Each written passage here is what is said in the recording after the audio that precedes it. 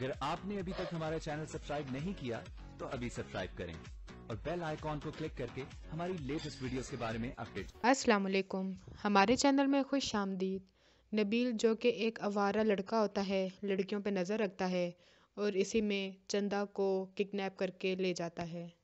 सारे घर वाले ढूंढ रहे होते हैं मगर जरताज को यकीन होता है कि इसको अगवा नबील नहीं करवाया होगा और कोई ऐसी हरकतें नहीं करता। वो उसे कहती भी है बस कर दो, मैं तुम्हारी इन बुराइयों को बचा बचा के थक गई हूँ, लेकिन वो बजाय पीछे हटने के और ज़्यादा बुरे कामों में लग जाता है। और उधर अलमास से भी दोस्ती लगाई होती है कि मैं जल्द तुमसे शादी कर लूँगा। जरताज वो तो ऐसे ही मुझ पे बोझ है, मैं उसको जल्दी छोड़ दूँगा। सलार गीती को लेकर कराची आ जाता है अपने घर, और वहाँ पे नबील जब गीती को देखता है तो अब उसके पीछे लग जाता है, उसको तंग करना शुरू हो जाता है। तो जिसकी वजह से सलार नबील को धक्के देकर घर से निकाल देता है और साथ ही जरताज को भी निकाल देता है।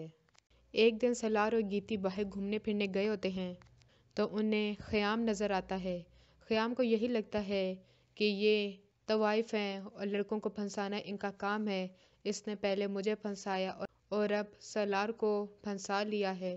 तो वो उससे कहता है कि इससे तुमने भाग के शादी की है या घर में रह के शादी की है। तो जिसकी वजह से सलार उससे थप्पड़ मारता है और कहता है कि तुम इतनी ही छोटी जहन के मालिक हो सकते हो, मैंने कभी सोचा नहीं था।